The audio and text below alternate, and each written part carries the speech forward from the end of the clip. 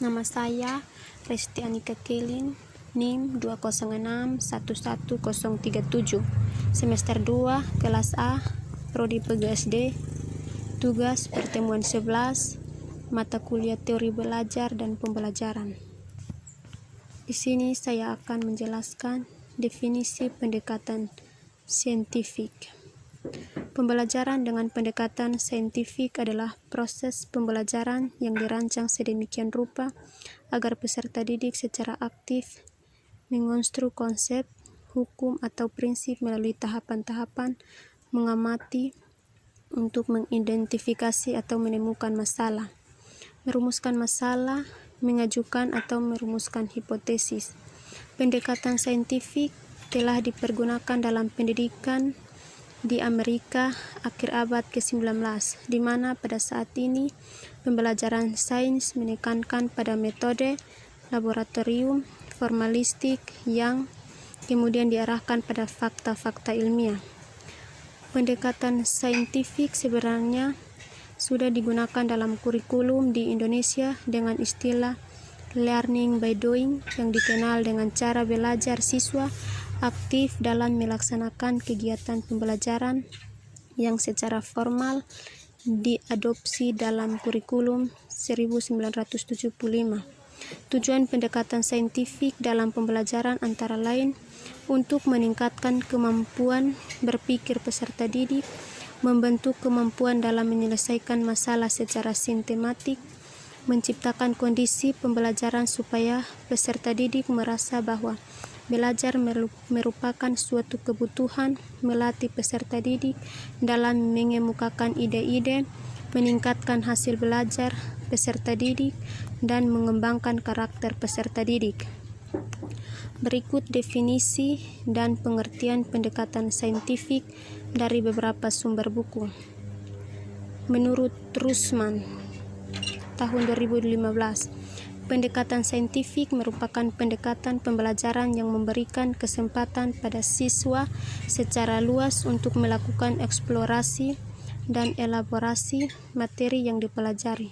Di samping itu, memberikan kesempatan pada peserta didik untuk mengaktualisasikan kemampuan melalui kegiatan pembelajaran yang dirancang oleh guru.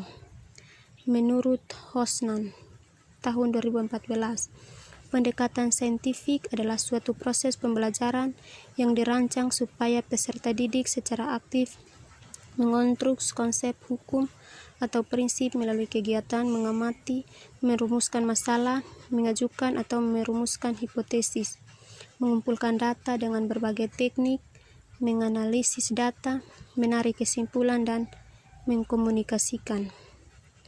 Tujuan dan prinsip pendekatan saintifik.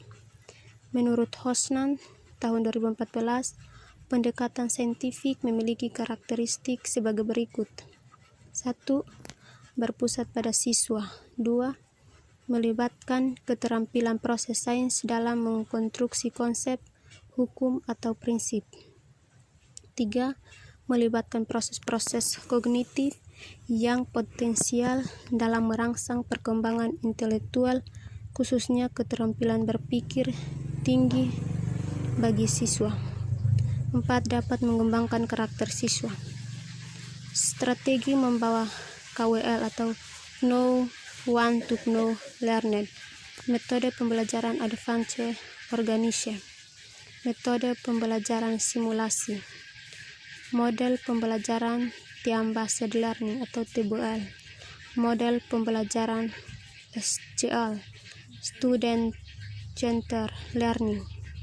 Tujuan pembelajaran dengan menggunakan pendekatan saintifik adalah untuk mengembangkan karakter siswa. Selain itu, juga untuk meningkatkan kemampuan berpikir siswa, sehingga siswa memiliki kemampuan untuk menyelesaikan setiap masalah yang dihadapinya dan memiliki hasil belajar yang tinggi. Menurut Hosnan, tahun 2014, tujuan pembelajaran menggunakan pendekatan saintifik adalah sebagai berikut. 1. Pembelajaran berpusat pada siswa. Pembelajaran membentuk student self-concept. Pembelajaran terhindar dari verbalisme.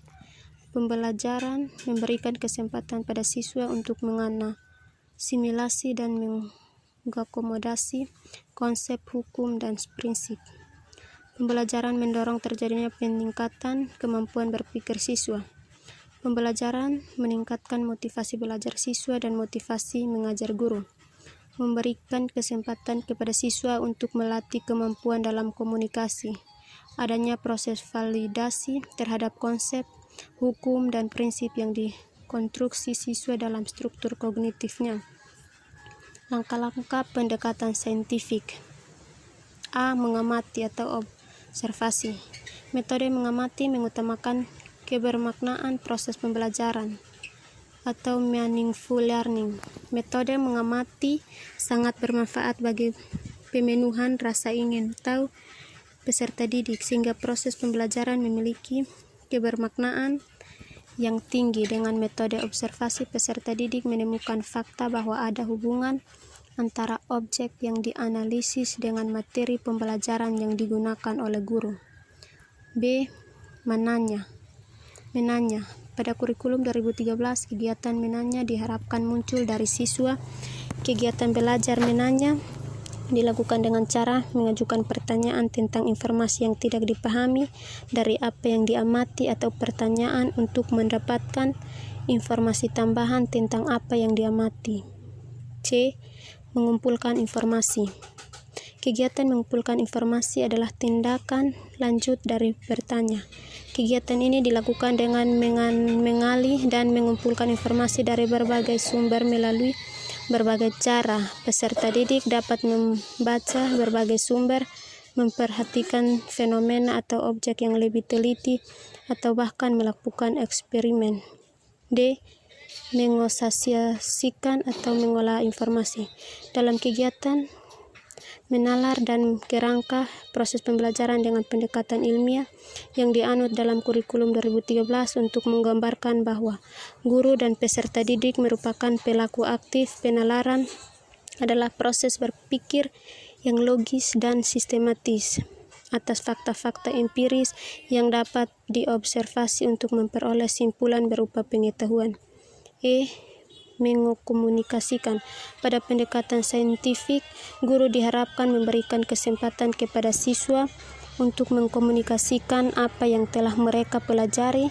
Kegiatan ini dapat dilakukan melalui penulisan atau menceritakan apa yang ditemukan dalam kegiatan mencari informasi, mengasosiasikan, dan menemukan pola. Aplikasi pendekatan saintifik dalam pembelajaran di sekolah dasar. Berbagai metode dalam pendekatan saintifik tersebut sangat berguna dalam upaya meningkatkan kinerja dalam pembelajaran, misalnya untuk pembelajaran ilmu pengetahuan alam. Pembelajaran IPA pada hakikatnya membimbing siswa belajar dan terbiasa menemukan kebenaran ilmiah, bukan untuk beropini ketika melihat suatu fenomena ilmiah. Sekian dan terima kasih.